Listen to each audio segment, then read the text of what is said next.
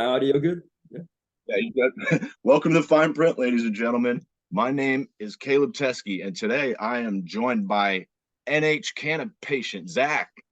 Zach, thanks for being here, man. Yeah, absolutely. Thanks for having me on. It was a pleasure. And now I believe that the reason I hit you up was because I was looking for medical patients to speak with in New Hampshire, if I recall. Yeah, I do believe so. Okay, cool. Maybe New Hampshire as a whole. Cool. Yeah, and I think you're my first um New Hampshire guy here, so this would be great. Will you do a 5 minute life story for us before we go?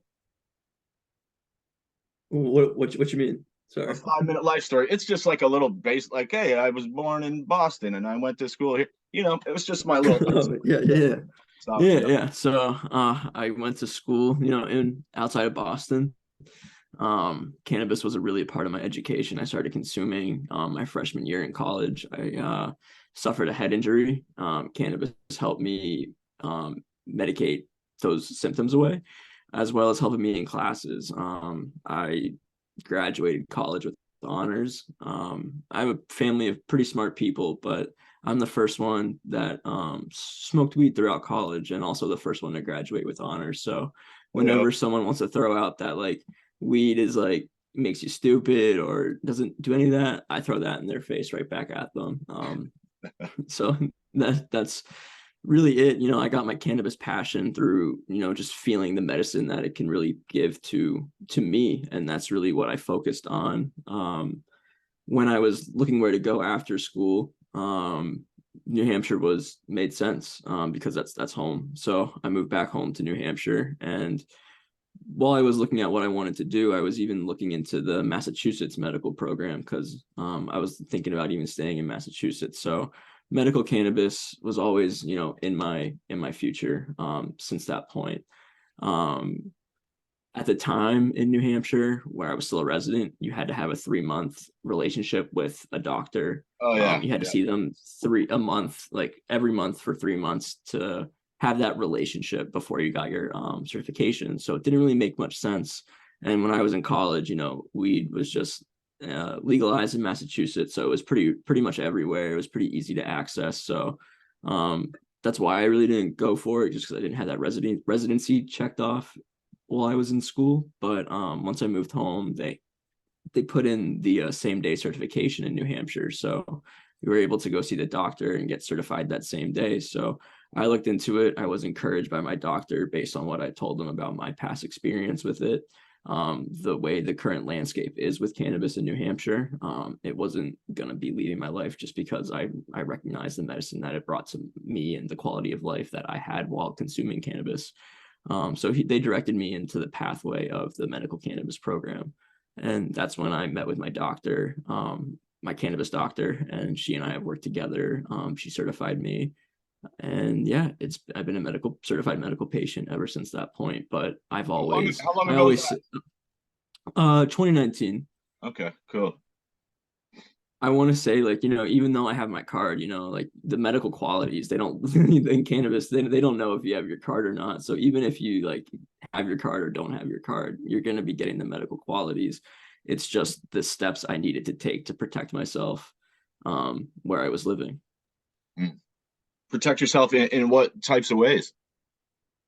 Well, I mean, I feel like it's common media out there. You see a lot of people getting arrested for cannabis in New Hampshire, getting cannabis confiscated, transporting cannabis in your car from point A to point B. When you purchase it, that's unless you have delivery service, that's how you do it. So just traveling with it, you're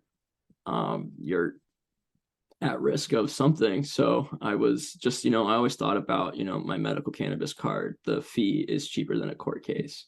So that was my kind of justification with doing it. And, I lined up with the symptoms on the qualifying conditions and I went for it. So that's how I kind of got my medical cannabis card. And I advocate, well, I advocate for everybody to take that route if that's what they want to, if that's what they feel like they need to do for themselves. Mm. Have you ever had any run-ins with police when you were traveling with cannabis or coming from a dispensary? Yeah. Yeah. Yeah. Yeah. Yep. they didn't find You don't have anything. to share any details about that Well, if you don't want, but yeah, you yeah, can if you I like. won't go into detail, but Yeah. yeah, I did have a run-in. I didn't do anything wrong. It was mostly on the officer's hands. Actually, I'll go into a little detail. He rear-ended me. Um, Wow. I was at a red light. The cop rear-ended me. I didn't realize it was a cop because it was an undercover narc officer that hit me. So yeah, I just picked up. I had an ounce of weed in my car. But that's all we'll really talk about. But yeah, they didn't find anything. Boy, he rear-ended you. It's like, hey, officer, step out of the car, man. Like, how much you had to drink tonight, sir? Literally. Okay, well, damn. And Yeah. no, I know you said you had some other types of interesting skills that I was curious about. You mentioned getting involved in some marketing work, maybe some video work and radio. Oh yeah, yeah. What I've been doing throughout, my time with cannabis and pushing for what I believe in terms of New Hampshire cannabis. I've utilized a lot of my skill set, which is media, creating content, cr- creating things and putting things together to present to people that it might not easily be presentable to. So for example, there's a lot of people in the New Hampshire Senate that are against cannabis. Mm. The news only covers a sliver of what is said in those hearings. So what I did was I took the debate in the Senate, I cut it all up into all of the senators that had something bad to say about cannabis, and I made it easily accessible for people to click through on YouTube to see what their senator might have to say and what actions they should take to either vote them out or to educate them when it comes to cannabis and their perspective on the matter. That sounds super like thoughtful and helpful of you to do that. Yeah, I mean, it's definitely crazy because it's just sitting through the same rhetoric time in and time out to get it chopped up perfectly to where it's just the meat and potatoes of what's being said, because a lot of what's being spewed is just false information. There's no sources to back up what they're saying, so it's just chopping up what they're saying to make it digestible for people to consume and to really just be able to take action. That's really what I want to focus on, is creating that call to action. It's not a one person show. You No, need the community behind you. So I can do what I can, but in my eyes, it's creating that call to action and getting people involved. And if I can utilize my skill set to make that easier, I'll do it. hell yeah, great quote. Hmm. I wanted to tie this in sort of with your capstone project, I believe, which you said was on cannabis prohibition, which was super cool that you got to fucking Yeah. graduate college like that. Tell us a little bit about that if you wouldn't mind. Yes, so it was a content analysis. What I did was I broke down content, from the Prohibition era, what was being talked about in terms of, cannabis in the Prohibition era, all the way through the Progressive era, which I kind of labeled as today. A lot of states are legalizing. There's medical cannabis programs being rolled out yearly. So it was just, analyzing the different content and how the content has helped sort of change the narrative with how cannabis is perceived. So it kind of started with looking at, how the government kind of utilized the new media as, film to create this kind of scare tactic propaganda to kind of associate cannabis with, these, harmful effects and, these all these false narratives that are just not true. So, The just Reefer kind of Madness. diving into, yeah, the Reefer Madness, for example. And they really just kind of rebranded Reefer Madness in a lot of different ways to really just, kind of drive the issue home that, cannabis consumers are evil, they're bad, they're wicked, and all that other stuff. So it was really taking a look at that and then just seeing how, once media started becoming more accessible and people were able to do, what you and I are doing right now, which is our your own show. Once the media went into the hands of the people more, how that narrative sort of changed and how, with the rise of, for example, High Times came around, there was a print magazine that was all about cannabis culture at the time.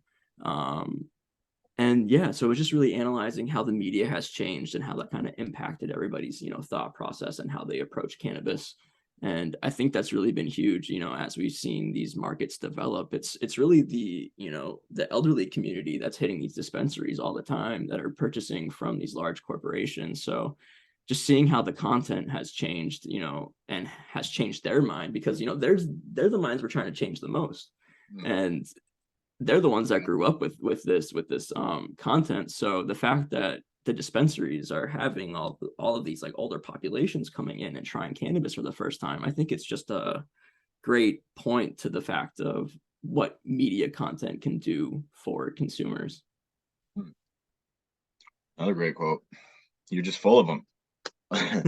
And so I could imagine if you did your capstone project on cannabis prohibition, and now, some years later, you're sitting here sifting through like statements from legislators in New Hampshire where they're still, I believe you said, are still presenting a lot of stuff that's just misinformation.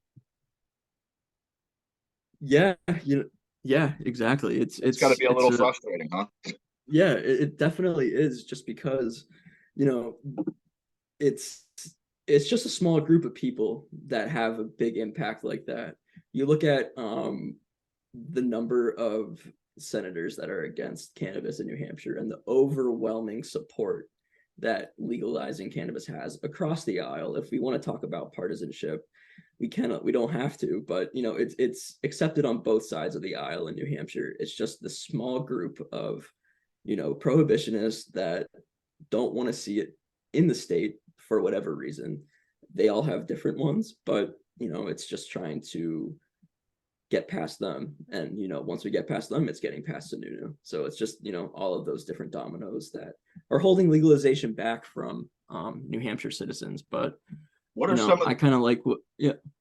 I was going to say, what are some of the excuses that the senators that are still against legalization? What are some of the Oh, excuses you're hearing from them? it's all about the kids. It's all about the kids. They see Still, cannabis as harming the youth. That's the only thing. That's the top issue the senators had when they just debated cannabis. It was how it would enter the schools, how the kids would consume it, and all of that fun stuff. And it's just no different. I mean, I before I even moved to New Hampshire, I grew up in right around the DC area. So when I moved to New Hampshire, before I moved, everybody talked about, how rampant, like how accessible cannabis was in the state of New Hampshire and in New England as a region. So the fact that, there's this small group of people that feel like there's no cannabis, they can still kind of keep it out of the state. It's just not there. It's always been here. It's nothing new. They mhm. want to act like there's no way we can access it. In every state we border with, we can go and access cannabis, and even Canada. Like, you know what I mean? It's just silly. Like, the people in the western part of the state can take a drive to Vermont. People can drive to Maine. People can drive to Massachusetts. It's Yeah, you guys are everywhere. So I think surrounded on all sides here. yeah, literally. So the fact that a small group of people can have that much power and keep this away from what really everybody wants, it's really crazy. So if I can do what I can do to help spread that information and what's being said and what they're saying, I'll do what I can. And because the news can only cover so much, I'm pretty sure they recycle the same story every time they talk about cannabis in Concord, but we'll talk about that some other We'll time. see. I'm sure we'll see another fentanyl laced story in about 6 months here. Got to drop one of Oh, those. Yeah. probably when it goes to the Senate. That's another thing they love to talk about in the Senate is the cannabis laced with fentanyl, along with the youth aspect. It's the fentanyl aspect, which is just a myth, as we all know, that are actually in the cannabis community. So it's just laughable that the small group of people can hold us back from ultimately what a lot of Granite Staters want. Well, yeah, I've seen some parallels here in Vermont, certainly with some of these like medical advocacy groups, like the Vermont Medical Society, who was just came in and it's wild because these people get automatic credibility when they walk into a room with legislators or control boards or select boards, and they're pushing 15% THC caps on flour. Um, they really didn't want concentrates at all at first, and like these 5 milligram serving limits on edibles, 50 milligrams maximum per package out of an adult use store. And these are all, and look, like whatever. Nobody wants the kids to get weed, right? Like I don't want any kids to get fucked up or get hurt. And that's somehow I've managed to like not hurt any kids But my hold on. entire life. It's we, crazy. we need to like readdress that though, right? I mean, we is it really protecting the kids we're looking out for? Because Right, I look right. at the Like, data every year. We're adding minors to the medical cannabis program in New like how do Hampshire. these provisions in the legislation? I'm curious. How do they exactly think that that's gonna keep kids safe? Like I think a lot of the some of the child proof packaging I've seen, you could get right into that. Yeah, Yeah. 100%. It's all about education. We got to change how we're educating the youth on cannabis. And that's big too. I mean, is cannabis really bad if their classmate is taking it as medicine to help them stop from seizing? Are we really supposed to go out and say cannabis is bad if their classmate right there is taking cannabis to keep themselves from seizing? I think we really need to step away from the protecting the youth narrative when it comes to cannabis and really shift it to re-education and proper education. That's what we really need. I really think this protecting the kid stuff, it's just another excuse. I mean, we look at the data in New Hampshire, there's minors in the medical cannabis program. So it's just kind of, in my opinion, it's just another excuse. Well, how about this, man? This is something I always like to call back on. Like, there's fucking 8-year-old kids taking Adderall. Apparently, Exactly. apparently, it's fine to feed a child. There was all this talk about the developing brain, and they actually, Vermont Medical Society wanted the smoking age to be 25 because they say it's actually still developing. So they were trying to push for that too. But these are really young kids here, sometimes single digit age, and you're feeding them fucking amphetamines. That's what Adderall is. It says on the bottle, amphetamine salt. It's like, Yeah. okay, we know. Everybody says, oh, we don't have enough science on weed. It's like, well, yeah, we have all the science on amphetamines. We know what that shit does. Very addictive. Right. Your teeth fall out. You'll have fucking eating disorders and sleeping problems and sometimes psychosis and suicidal thoughts. But for some reason, and it seems to me like the justification from these sort of like the angry parents groups is that, oh, well, it's federally legal, so that's fine. The government stamped it, so it's cool to feed it to a child. How do you feel about that? Or even like some antidepressants, I kind of feel the same way about. Yeah, I can agree with that. I think what I've also heard a lot in New Hampshire is these parents that come that their kids have maybe committed suicide and they blame the cannabis as psychosis. And the hearing what these parents are saying, I really feel like they're trying to take a lot of the blame off of whatever it is and blaming it on cannabis just because it's an easy out. And there's just a lot that goes into all of this, and I just feel like that's just another excuse to just kind of have another story against cannabis, if that makes sense. I was a Absolutely. little You're right. tiptoeing around that. It is an Yeah. easy out, man. And right now it's probably the easiest out. You're like, oh, convenient scapegoat. Well, everyone's doing that. Blame that. Oh yeah. Okay. But so, like some of these studies, for example, like that I read, for instance, we're talking about the actual like the reverse causation effects, which a lot of these guys just don't even probably wouldn't even know what those words mean. But like they say, oh, you smoke cannabis and then it's gonna cause a psychosis. It's like, well, or mental health disorder.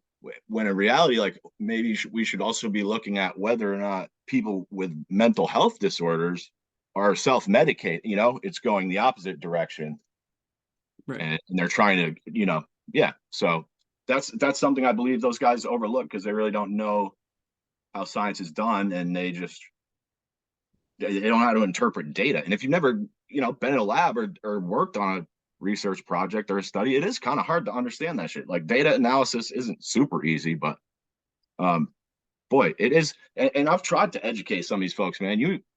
Boy, it's a it's a sometimes I feel it's a fool's errand. Like I should just wait for him to die off because it's not going anywhere. Like I'm not getting anywhere, even though I'm trying to Hey, I stay kind of calm. feel I kind of feel the same way there sometimes.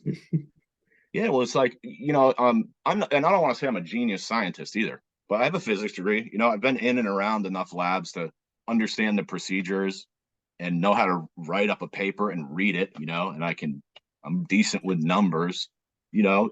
So I feel like that gives me an advantage over most of these guys because it's clear just from their commentary that they've either not read the whole thing or they didn't understand it or they're just making shit up that fits their narrative. And it's hard to talk to people like that. I really, honestly, sometimes I don't know what to say. I feel like I've provided enough information for a reasonable person to change their mind a lot of the times, and it's just I feel like it's a brick wall situation a lot. Most definitely. So how People do got to we be receptive. yeah, how do we do it? Like, because these like the anti-pot people are very outspoken. They're very passionate advocates, and they show up to the fucking meetings, man. Believe that, 100%. and 100%. but you'd think like as such a passionate advocate, you would also be open to other passionate advocates. It's just I'm trying to find a place where we can come together here, because I agree, man. Like this, 100%. the protect the kids shit. I believe wholeheartedly that shit has done more damage to kids than weed will ever do. Like Absolutely. you said, like when these people see their classmate doing whatever, taking weed for seizures, and now you tell them like, oh, it's dangerous. Like that is gonna mess with their head. Or if they, they're in high school and they see one of their friends smoking a joint, or a bunch of their friends smoking a joint, and they're all laughing and having a good time. Now your kid's gonna suddenly start to maybe wonder, like, huh, like maybe it's not that bad, and then maybe they'll try it, and it won't. Maybe it'll be great, and then they'll be like, oh, well, mom just lied to me my entire life, or dad, and I think that's setting kids up for real failure and perhaps dangerous situations down the line because you haven't taught them how to use these substances responsibly. No, absolutely. I can agree with that. Do you have any kids, Zach? No, No. Okay. I like to ask people how they talk to their kids about it because you know, um, when I was growing up, it was normal. Like we grew up around hippies. They would smoke yeah, weed in the house. Sometimes it was fine. It wasn't a big deal. And I feel like when I grew up, that sort of gave me. It wasn't like this like novel thing where we had to like sneak off in a closet. It was fine. It was just another normal thing that adults did, and it wasn't a big right. deal. I feel like because of that, and some of the harm reduction education that I got, when I got in a little trouble when I was 16 or 17.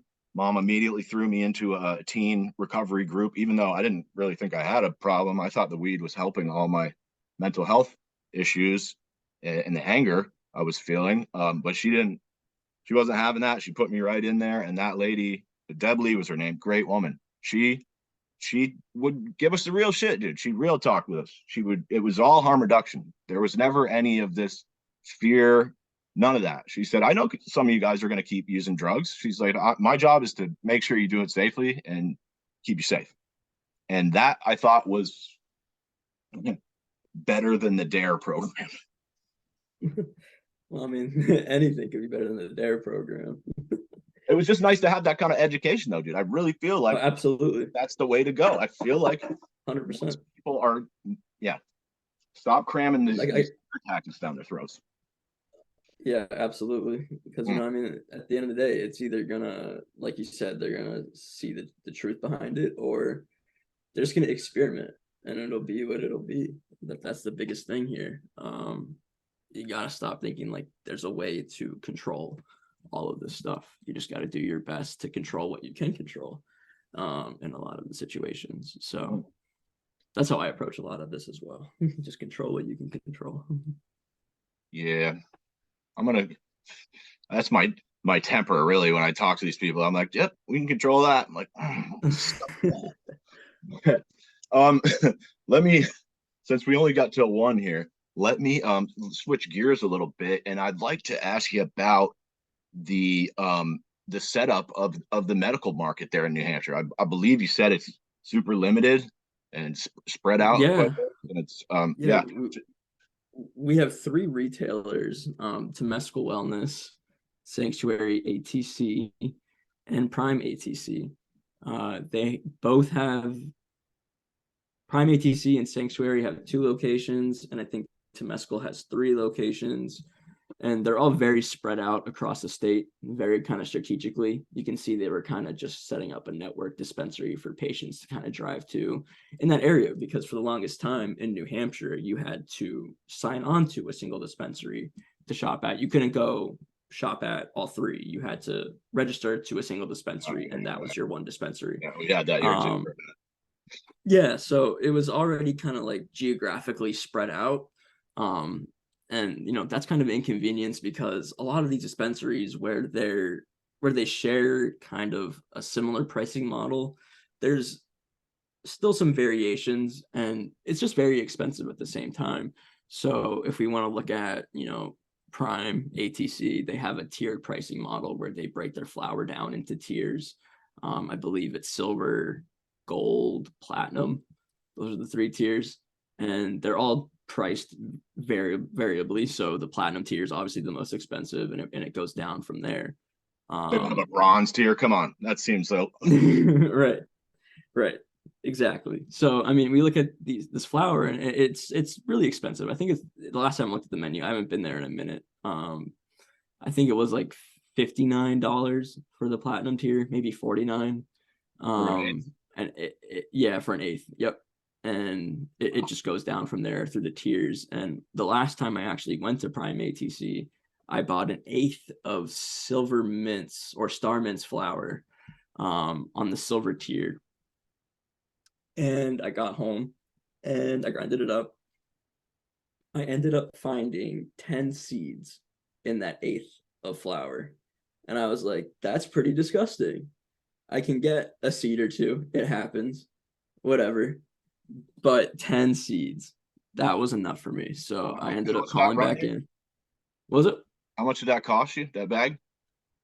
I want to say it was like $42. Around $42. In the medical, that's medical, so there's no tax, right? Yeah. No tax. Yep. But I ended up getting that money back because I called them back and I was like, I got 10 seeds. I was like, I can't even grow them. Like, I can't even like see what comes from these seeds because I can't home grow in New Hampshire as a medical patient. Oh, so wow. Yeah, so I was like, it's like not even like I could go and experiment, pop them in a pot and see what happens.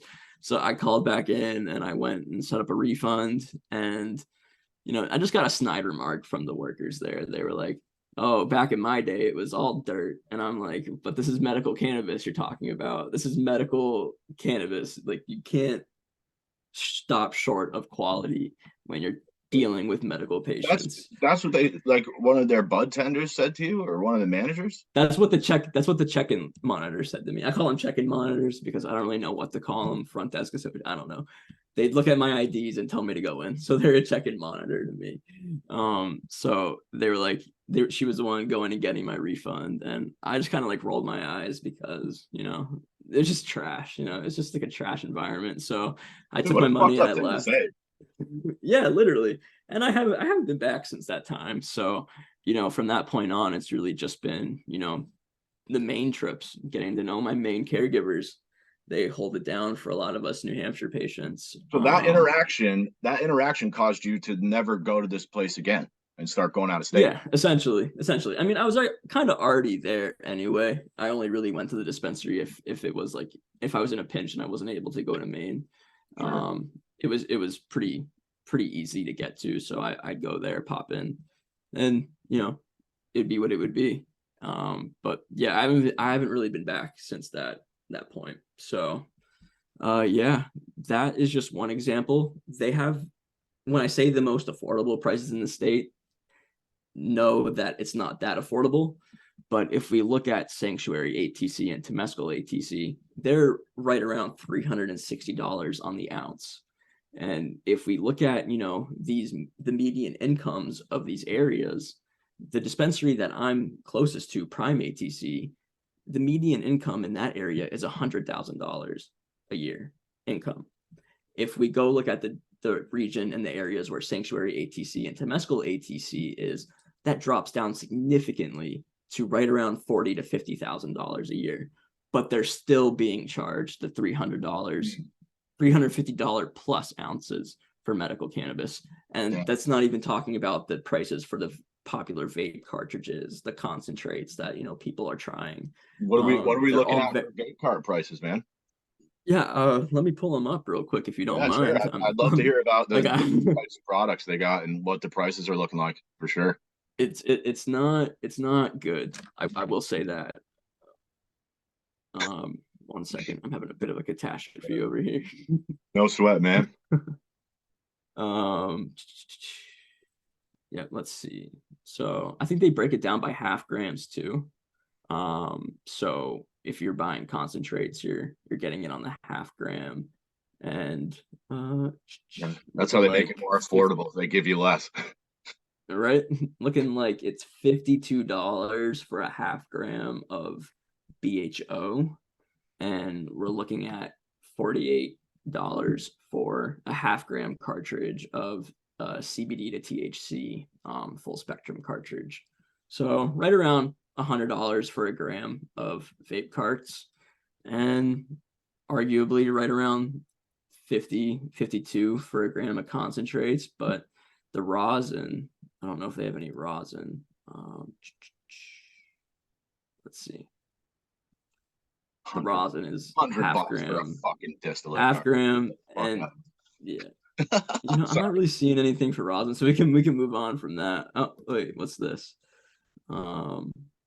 Yeah, I don't even know if they have rosin right now, but it's not great. I got it once. It was pretty bad. It ruined my peak atomizer, so I never really bought concentrates from them again. Yeah, so it's just not really a lot of good experiences that I've had personally from these dispensaries. So that's why I just take my ride up north to Maine. Maine's killing it right now. They are. Lots of caregivers that know what they're doing.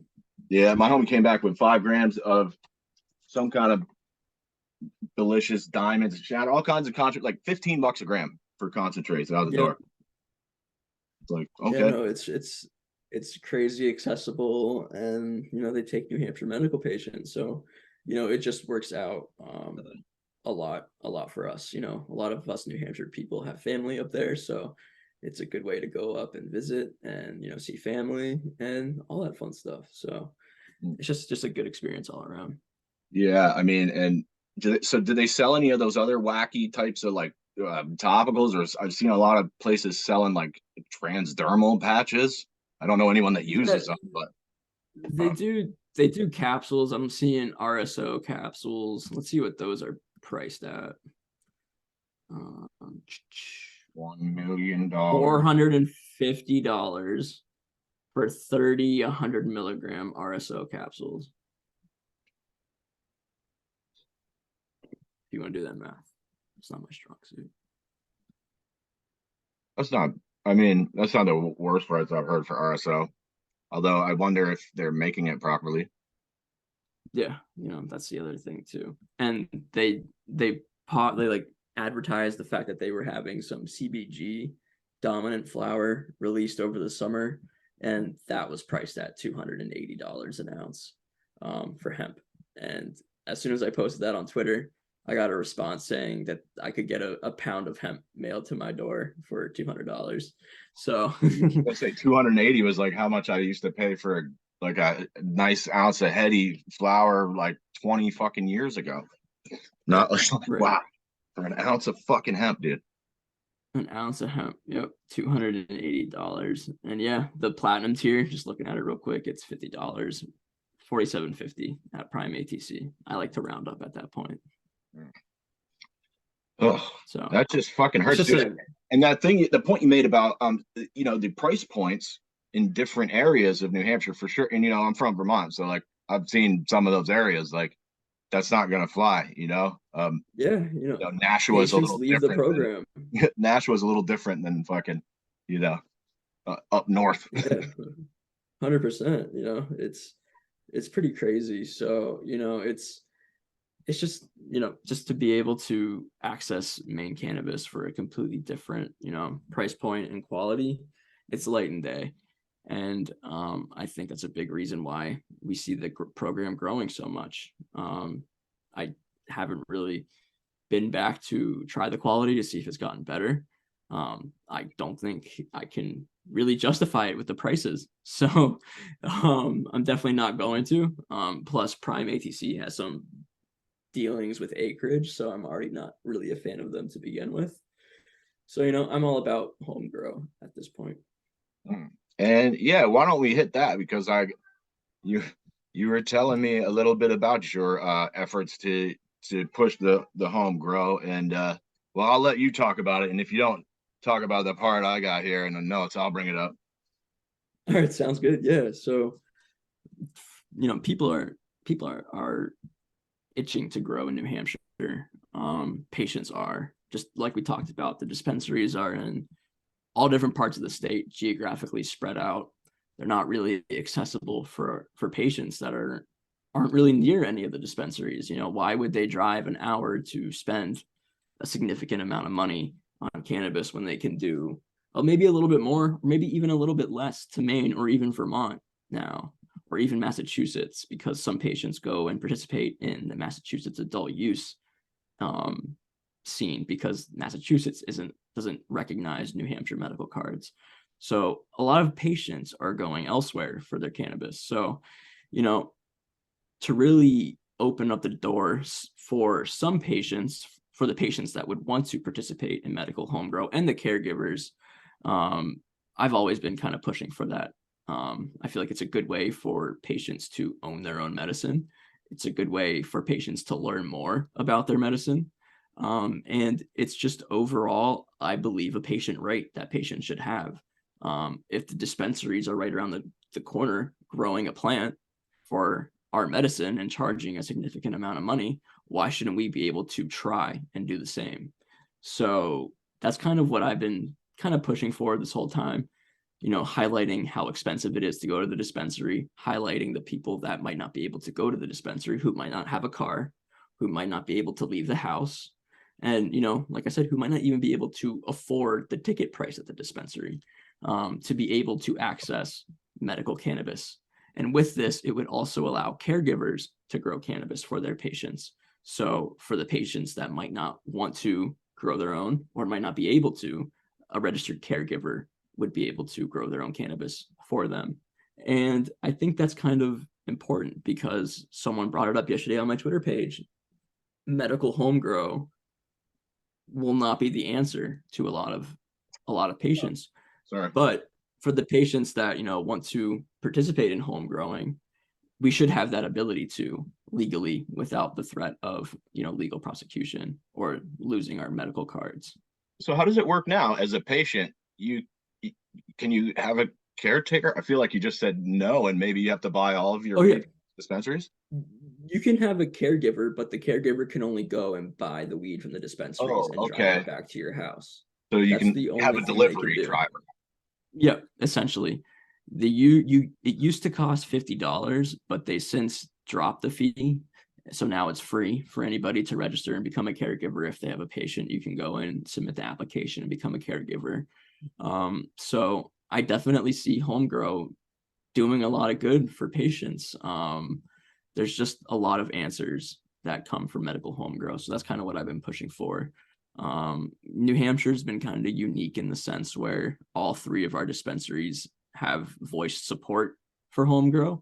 A lot of medical states, I've seen have issues with their dispensaries going against home grow rights and, not supporting home grow, Vermont is a great example. So I think having all three of those dispensaries support willingness to kind of aid patients in the process, whether it be with clones, questions and answers, or, testing, whatever the needs are, the dispensaries have stepped up and have vocalized to representatives that they are willing to do their part for the patients in this perspective because they've heard from patients how much this would mean to them and how much home grow would do for the overall medical program. And how much fucking money is just walking out of the state every day. Literally, quite literally. And every direction. Oh yeah, north, south, east, west, doesn't matter. And I hate to break it down to that argument too, but like when you're dealing with, sometimes I don't want to stereotype conservatives, but I feel like sometimes like that's what it takes to get these guys on board. Like they got to start seeing the dollar signs. And I hate that because I don't want to encourage them to fucking grab any more money here. But Right. it's like, look, your patient, this would help everybody. The businesses would make more money, the patients have better access, the government gets some tax revenue. Um, and you keep your money in the state. That seems like a win-win-win-win there. And just 100%. stubborn folks over there. Yeah. So, like on top of, the dispensaries, part of what I've been pushing for is just, all that support we can get. So I've been kind of pushing our medical oversight board, while when I can attend the meetings, just, kind of pushing them to kind of take a stance on this. They had a listening session back in January where they invited patients to come and voice their concerns over the program, what they liked, what they didn't like. And a lot of what patients talked about was home grow. And for a while, patients didn't really see the results of that listening session. To us, it was just a performative act they did. It was just something that they did to appease the patient rep on the board. So I've been kind of pushing them along, just kind of showing up when I can, and just kind of asking what their stance is on medical home grow. Will they support it this session and all that fun stuff? I asked them the last time in October when I was last able to attend the meeting. They have them once a month on Wednesdays at like 5:30. And I asked them, I was like, is the board willing to take a stance on medical home grow? Will you support it? And they told me no. They said they didn't know what good their support would do, if any, for medical home grow. And I'm like, how does that make sense? You're the therapeutic cannabis medical oversight board. Your support kind of matters here. Like you could kind of drive this issue home if you really, really wanted to. So Yeah, like what's the point? Maybe you don't need to yeah. have your job if your support doesn't fucking change anything, then you could leave and Yeah, we don't need someone exactly. to do that job. What are you even doing there? Right. Yeah. What's the purpose of meeting on the first Wednesday of every month for 2.5 hours if your support isn't going to mean anything when the time comes? Just going through the So motions, man. exactly. So I kind of left it at that. Just doing my own thing, trying to organize everybody, trying to bring light to the issue. And then as the new year came around, we saw a LSR pop up sponsored by What's Rep that? Wendy Thomas. Oh, it's a bill. Uh, It's a service request, a legislative service oh, okay, request, I cool. believe Yeah. is a acronym. Yeah. So I saw a bill pop up that would, that would allow qualifying patients and caregivers to grow and cultivate their own cannabis. And that LSR has been given HB 431. That's the bill number. And patients have a medical home grow bill now that we can push for in the state house. So Awesome. at this point, the patient rep on the medical oversight board, she was pushing, the board, and she was able to get them to take a stance on, if they would support it. And they said, yes, they would. So now we have ultimate support for medical home grow. The only party that testified against it in the last time it was heard, I believe back in 2019, was the chief of police, the Bedford chief of police on behalf of the chief of police union in the state of New Hampshire. So he was the only one to testify against it. One guy. Everybody, one person, and it held us back. We weren't able to get home grow that year, and I don't believe there was a medical home grow bill up last year. If there was, I probably would have seen it. So yeah, this is our next chance to really drive this issue home. We have overwhelming support for medical home grow. It would kind of be a huge disgrace to patients, like a huge slap in the face now with the Therapeutic Medical Oversight Board signing on for support for the for the state house to not want to move forward with medical home grow for some prohibitionist reason, because they don't want to see access to cannabis increase. But if we're really thinking about it, it's just for the qualified patients and caregivers that would be able to grow their own cannabis. We can talk about legalization some other time. I'm a full supporter of, legalizing possession and home cultivation, kind of like Vermont did, while they figure out how to legalize commercialization for the best route. But I don't mean to be this way, but I don't see legalization going anywhere this year in New Hampshire. The Senate has already said they won't deal with it. And Sununu has already voiced his opinion that, you know, he doesn't even anticipate it reaching his desk. I don't mean So to be this way. What, accurate? And yeah. Yeah. yeah. See, Well, I mean, you know, you have people in the state that obviously want to see a legalization bill go through, but a lot of people want to see the commercialization aspect. And I don't really trust a lot of the commercialization attempts that are out there right now. So if legalizing cannabis is as important as state reps are making it out to be, and all of that fun stuff, they will do what they can to legalize possession and cultivation so people can stop getting harassed by law enforcement over cannabis. That's just my perspective. Figure that out would how to be make money lovely. from it later. That's all I wanted out of fucking legalization was for cops to fuck off, and I couldn't even get that. They trained new drug recognition experts. Like, awesome. Literally, it's Fucking just waste of nuts. money. But yeah, that's just my perspective of legalization. So And so, I'm just kind of, yeah. go ahead. Go ahead. Oh no, I'm just all in on medical home grow. So Hmm. yeah. Good. Me too, man. And we got 3 minutes here. I just wanted to go back and double check this. You say you got these dispensaries, these MSOs to sign on to some form of agreement to expand this home grow?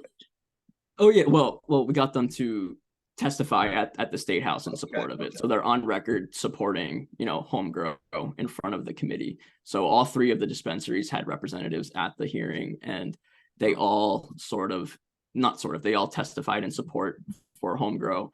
And one of the dispensaries, Temescal, I believe they were a last minute change once they heard the other two dispensaries, Prime ATC and Sanctuary ATC, saying They they would didn't want to support be it. the odd man out. Yeah, they didn't. Yeah, they didn't want to be the odd man out for a while. They weren't taking any stance on the issue, but you know, at the end, they were one of the last people to speak, and they joined the other two dispensaries in support of home grow. So that was for the first time we had all three dispensaries supporting it. So yeah, that's what I meant by sign on. There's not like a form or anything. Yeah, It no, was I just just that's why I wanted to make sure because I had a yeah. note. At the time it was virtual due to COVID. So when I said sign on, it was like sign on to Zoom and Oh, testify via cool. Zoom. Yeah, that's probably what I meant when I Hey, said that. So getting some of those guys to show up seems like a fucking impressive task, man. Believe me. and you know, it wasn't even just me. There's a lot of people that were reaching out to the dispensaries that were really pushing this home. I was just kind of seeing it happen. And you know, how it went down was the NH Street subreddit. A moderator on there was reaching out to these dispensaries, and I joined later on, so I joined him with that, and that's how all of the support kind of lined up for that. So there was a lot of different players that got that support from the dispensaries to happen. So just shout out to everybody involved in New Hampshire medical, because it's not just one person, it's really just the whole community. That's how we even got medical cannabis, was just the number of patients showing up. And that's just kind of what I'm hoping for the medical home grow bill. This design I have here, it was designed by my wife. She designed the shirt, and I'll be, giving out free t-shirts to everybody that shows up at the hearing. Cops. No, everybody who wants to support medical home grow, you got to be about what the shirt says to get a shirt. So yeah, we'll be passing them out at the hearing whenever it's scheduled. I'll be sure to update everybody when that happens. But that's what we need too. Like you said, the opponents, they show up, so we got to show up too. We can't be letting the opponents just show up. If we're really passionate about all this stuff, we got to get there. So I'm all about throwing a little incentives out to get people to show up. Like you said, you saw one fucking cop just derail a whole bill. So like that's how much support you need. Like when one person, and 100%. back to your previous point, when one person or a small group has that much power, you really got to fucking show out and be loud about it. 100%. And that's just my goal with all of this, is just getting everybody on the same page collectively, and showing up together, because it's not going to be one person. It's gotta be numbers, working numbers. So the more people that show up, the better. So True at indeed. the very least, written testimony goes a long way. So if you can't show up in person, because let's talk about that for a quick second. Hey, as These long as you hearings want to aren't stay, buddy, go accessible. ahead. These hearings aren't accessible. They're in the middle of the workday, in the middle of the week. So not everybody can show up. So just do what you can, be active. Throughout my schooling, I was always told, tell 5 friends and tell them to tell 5 friends. So, that's just kind of what I'm sticking to throughout all this stuff. It's just spread the good word and change will happen. I mean, we were seeing it every day with all of our respective fights in cannabis across the country. If you just keep at it, it'll happen. So That was the nice that's thing just, about COVID, dude. The meetings you could watch from home. And then they just oh went yeah, back to fucking 100%. in person only, which is kind of a bummer because now all those people that had access to those sessions will now gonna have to drive to fucking Montpelier.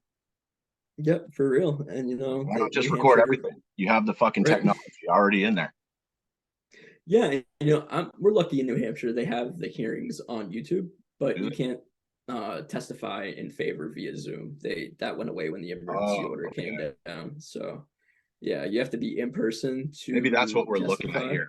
or you can submit written testimony, but you can't like be on Okay. Zoom I might have and been slightly give off your on that testimony. one, but okay, cool. Yeah, I'm yeah. going in for my first session here next week. I've been in the state house once and it wasn't for anything like this. Yeah, my first time testifying was actually via Zoom. So this upcoming medical home grow bill will be also my first time in the state house too. So we're How's your gonna public have speaking? Grant. Oh, I took a couple courses, so we'll Good. we'll see how it goes. We're gonna have Grant Smith. He offered to do some testimony workshops Oh, hell yeah. in the Discord. So we'll be hosting some of those in the Discord. He'll be getting everybody kind of prepped to be as effective as possible because that's another way. That's another thing too. You gotta deliver it the right way because people can, not listen if they don't want to. So it's all about delivery too. Oh So yeah. I used to do it's stand up. kind of messed up. Yeah. Yeah, yeah. It's kind of messed up how you got to kind of check all the boxes and be perfect, but you should be able to just go up there and be yourself and get your point across, but you really got to butter them up and be a certain way to get your point across with some of these people. So being an effective person up there is important too. So I'm very thankful Grant offered to hop on the Discord and do these workshops with us because that'll be huge. Grant's coming back on the show tomorrow. That's awesome. Yeah, we're Grant's gonna a great talk guy. about this Curaleaf shit. So yeah, good. That's a good guy to have on your team. Seems like he's sharp. Oh hell yeah. No, he's awesome. I love Grant. He does amazing work down in Massachusetts. Like I said, I went to school down there, so I was a little bit familiar with his work, prior to my time in New Hampshire. So I've known Grant for a while, and he's just always been top class, top tier person you want to know and have in your corner. So Hell yeah, very thankful for his involvement in my efforts. word up. Well, normally I save the end for if we missed anything or shameless plugs or shout outs. Um, there's a shout out. Do you have any events or anything you care to plug here? Yeah, I have a whole Discord community. It's called the Most Welcoming Cannabis Community. We're nearly 400 members strong at this point. I launched it back in April 420 of 2022, just as a way to connect the community in a bigger way. I felt there was a lot of things to offer patients and consumers across the region, as well as the country, even because the Discord is now accessible. Like we have people from all over the country and even some international people as well. So it's Nice. a pretty big community on there, but we have a good number of patients, main caregivers in there that really help patients make conscious decisions with stuff they're buying and what they're consuming. So it's a great place. People keep up to date with what's going on in their respective states. We have a pretty good number of representatives that are involved in their own, not like elected officials, but like representatives from like their own cannabis communities all across, the East Coast, really, that are involved in this Discord, really sharing what's going on in their state, the pros, the cons to what's happening. So it's a really good place for everybody to kind of connect and really brainstorm how to approach certain situations because that's what I wanted as well. There's a lot of medical cannabis programs, but they're also very different. So being able to get people from all of these different programs in kind of the same space to kind of talk about the pros and cons of their industries can really help drive home a lot of different issues that might or might not be present in someone else's medical cannabis program. So it's just a really good place to organize and educate and just connect with like-minded individuals over cannabis. We talk about other fun stuff too, but it's primarily cannabis education. And just quick shout out to everybody in that community. They keep it up. They are very engaged, and I'm very thankful for everybody we got in there. And we do a lot of fun stuff in there. Yeah, you're in there. Oh, am I? You're already in there. That's right. Yeah, I did. you're already in there. I just haven't looked because I've been fucking busy. Oh yeah, no, you're in there. But yeah, Right, you know, it's just a great place, and we're going to be planning some in-person events soon, so people can go and connect in person. And yeah, it's just a great place. So stay tuned, join the Discord to stay up to date for all of those fun stuff. But yeah, just doing our thing in there and keeping everybody informed as best as possible. Grant's been all over the Curaleaf coverage the last couple of days, so he's been keeping everybody informed in there. He's very active, so it's just an overall very good community and a good spot on the internet. We need more of those. Hell yeah, I agree, man.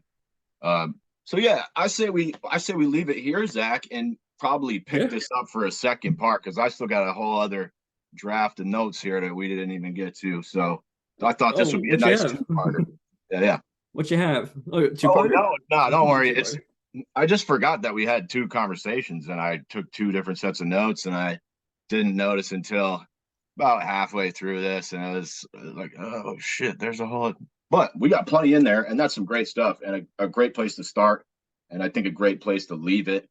And I wish you the best of luck, man. It sounds like you're doing some amazing things over there, and fucking keep it up, man. You're in probably the last fucking state I would want to be in to fight against fucking prohibition.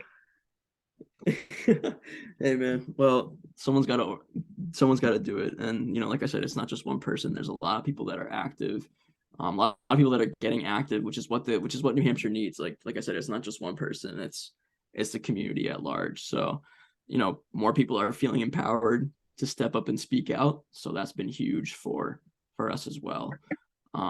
Good. I feel like we're finally getting the point across with medical. So it's only a matter of time when legalization happens in New Hampshire. So yeah. I'm pulling for you. Thanks, man.